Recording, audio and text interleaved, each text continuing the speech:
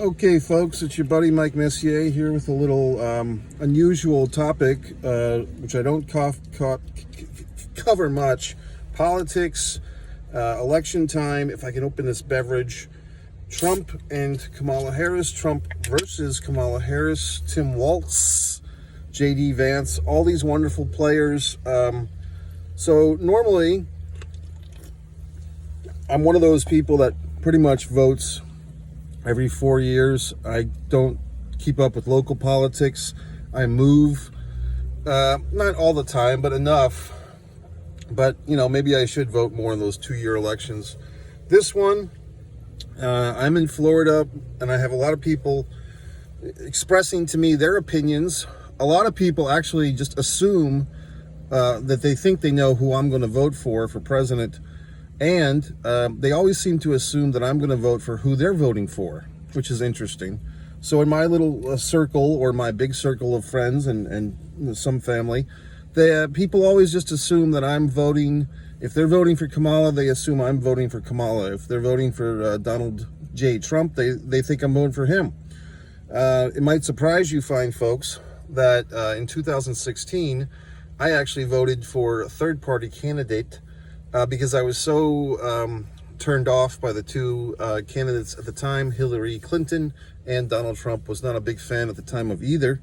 So I voted third party as a statement. Now that was in the state of Rhode Island, where I used to live. And I felt that, and I still do, I feel like our country would benefit from a third party, a third strong party. I have watched some videos and some information that basically says, although we have third party, fourth party, fifth party, the way these things are designed, these fine folks never get the television time. They never get the social media time, and they can't even really win. It's just, even if everyone wanted a third party or a different party, the Green Party or Reform Party candidate, it's the system's designed for a Republican Democrat choice. And I think it's Jesse Ventura who's often said, that gives us one more choice than the Russians. So with that in mind, the divisiveness, the spewing of words, and just the things we've seen in the last year, there are things that I don't like about either candidate's history. The January 6th thing, I've seen people defend Donald Trump on his actions or lack of actions on that day. I do feel like he's to blame in some regard, and maybe not all the blame, but he certainly didn't stop things. And I've seen people come up with their little theories and so forth, but I don't know. I just think he could have handled that better, and so forth. It makes you think, if he's so convinced that the election is rigged, why is he running? If he's so convinced that it's going to be rigged, and it seems like there's other evidence of Trump in these other situations, like even on, I think, talk shows or game shows or, things that he thought other things were rigged. So he's just one of these guys that if it doesn't go his way, he always thinks it's rigged. And Kamala, for her part, I'm not too happy with how the whole, did anyone vote for Kamala in a primary? No. She was basically, and when, people use the terms like Democratic cabal, like Tulsi Gabbard, who's actually my favorite politician these days, although, her Instagram is getting to be a bit much Tulsi because she posts every goddamn 5 minutes. But Tulsi, in her book, which I listened to the audiobook, made a lot of good points about the Democratic Party. And you can't really argue with those points because she was inside. She was inside those walls. If you don't know who Tulsi Gabbard is, look it up. Look her up. But I would vote for her.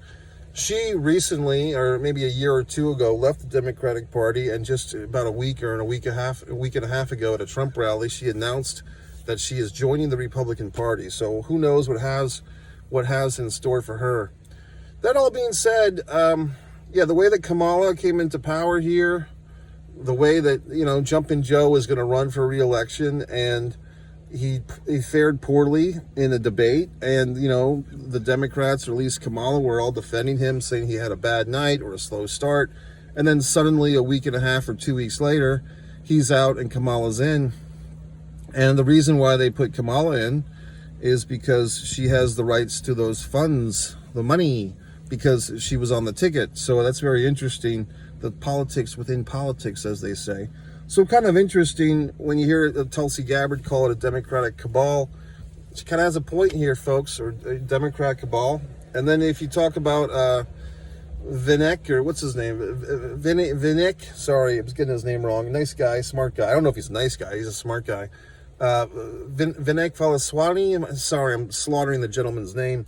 He was running for president for the Republican. Vivek, I think. Young guy, Vivek. And he basically predicted at one of these Republican debates, I think going back to November, I think of 2022, actually. He was predicting back then that Biden would not be running for president, that it was all a smoke show, that they were putting Biden out there to run for a re-election, and he was going to get yanked and replaced.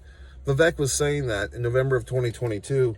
I believe it was November of 2022, and nobody is giving him credit but me, apparently. So I'm giving him credit. So I do think that this Democratic Party, with the Clintons, the Obamas, all these folks, I do think it's kind of a committee more so than an individual that they have. You know, it's a Jack Tunney as president type of deal. Like, I feel like whether it's Biden or Kamala, I do feel like the strong armors, the Obamas and the Clintons are really still in there pulling the strings of this puppet show. So, but on the other hand, I don't like a lot of things about the Trump side either. I did listen to J.D. Vance's audiobook. That, of course, was before he even got into politics. He read it himself, which I do have respect for people that read their own audiobooks, so I listened to it.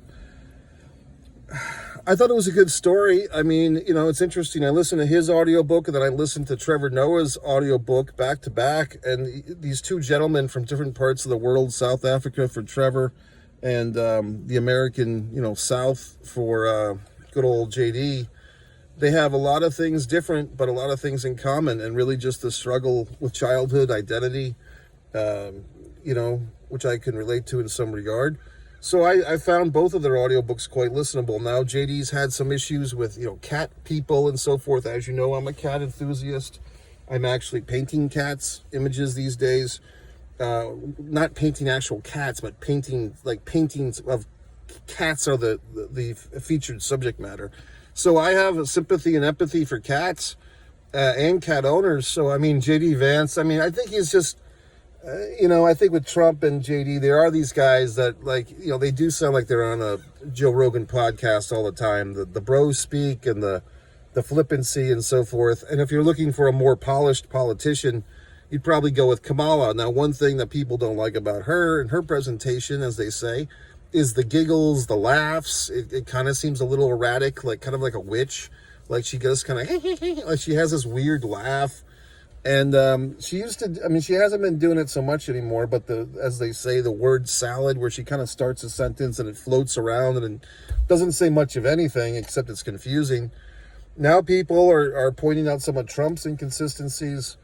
This Madison Square Garden thing, I did not sit there and watch the 4 hours of it, but the Kill Tony Hinchcliffe, I've never really liked him when he's been on the Joe Rogan show interviewing wrestlers, because he always has to throw his fucking 2 cents in.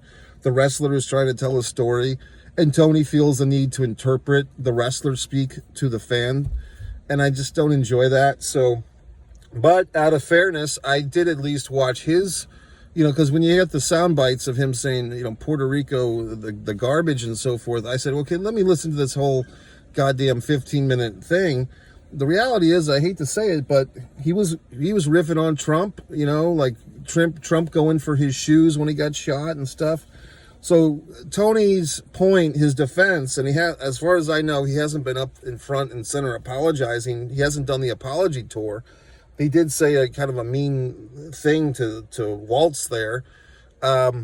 He said something about the tampon and to put your tampon in, or take your tampon out to Waltz. And I don't know if he was referencing the tampon in the boys' bathroom thing. I mean, he could have made that a little punchier, like said, hey, why don't you get one of those tampons out of the boys' bathrooms you've endorsed, you know, put it inside of your body, if he really wanted to be hardcore about it, but he wasn't. Maybe I should be ready for this asshole. But, I mean, Tony, I don't like his voice. His voice annoys me. It sounds very much like an annoying waiter voice. But I did watch his whole set, and in his defense, he did have insults across the board. Now, should he have been more intelligent and not labeled Puerto Rico garbage, floating garbage? I think he should have not done that. I think he might have cost Trump this election, and I'm not even joking. I saw Geraldo Rivera was condemning, not condoning, but condemning Trump and everything, and Tony because of his statement of calling Puerto Rico floating garbage. It was a joke. I don't give a shit if he has pina coladas or not. It wasn't. It was maybe the right joke at the wrong time or the wrong place. And you say, well, Mike, how can you say it's the right joke? Because it was a goddamn joke, idiots. I mean, if you watch the whole 15 minutes, he was riffing on everything.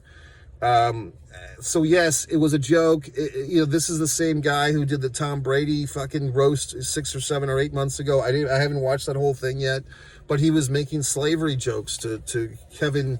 I was going to say Kevin Eubanks, but it was Kevin Hart. Whatever happened to Kevin Eubanks? He was a nice gentleman. So the point is, it was kind of the wrong speaker, and I think that's one thing about the Trump campaign or the Trump people, whoever they are.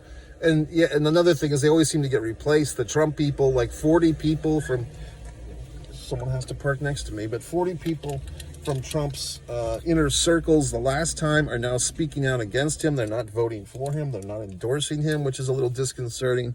I mean, if you are a Trump enthusiast, what do you say about Mike Pence? What do you say about all these people that worked for Trump, with Trump? The Rachel lady, the thin one from The View, she doesn't like Trump anymore. What do you say? I mean, how do you say that? You know what I mean? So I think it's one of those things where, once again, I wish I could vote for a third party. I wish I had a door C, but then people give you a hard time if you say that. Oh, you're throwing your vote away. Okay, asshole, go fuck yourself. How about that? So it's like, I'll vote for who I want. If I want to write in Mickey goddamn Mouse or I'll write in goddamn Mike Messier, I will. So anyway, the point is, it's October 30th, and I'm still undecided. So, fine, folks. I know you people might be upset, probably upsetting everyone. The Republicans are upset. They're irate. They're hashtagging me. The Democrats are hashtagging me. Everyone's goddamn upset. All 196 fucking subscribers I have on YouTube. Of course, I did have 4 other YouTube channels that have all been shut down. So if you're wondering, well, gee whiz, Mike, why aren't you sharing all your goddamn YouTube videos on Facebook anymore? I got kicked off Facebook, assholes, and I don't give a shit, okay? Because I'm living my life. I'm enjoying the sun. I'm swimming in October in the outdoors in a non-heated pool because I was intelligent enough to move to Florida and not live my life in ice and cold in New England, assholes. So I don't give a fuck. I will vote for who I want. If you want to leave a goddamn comment and make a suggestion or make some point that I haven't considered, I will read it. And if you want to insult me, then go right the fuck ahead. You know what I mean? I'm not going to sit here and get all Tim Waltz about it with your insults and your hashtags and your questions. I did get this goddamn AirTag. I lost my keys, and my friend insisted. He insisted that I buy an AirTag. And now my AirTag is telling me, oh, gee whiz, Mike, you left your bag at home. What the hell is this shit? You know what I mean? I don't need this Big Brother horse shit. I'll push a button if I want your assistance, AirTag. I don't need you nagging me like a goddamn woman, okay? So that's it, folks. It's your buddy Mike Messier, MikeMessier.com, all things Mike Messier, all the wonderful things I'm doing. You might be thinking, well, gee whiz, I thought this guy was such a nice guy, and now he's swearing, he's upsetting. Well, I'm upset. I haven't had my Quest cookie yet. Okay, they should be sponsoring this video. I should have a 15-second little segue here where I try to sell you some horse shit or give you some promo code for some bullshit and get $2 off. Of course, I give promo codes and I give referral links, and assholes like you never fucking use them. So in any regard, have a good fucking day, assholes. Mike Messier. I'll vote for who I want.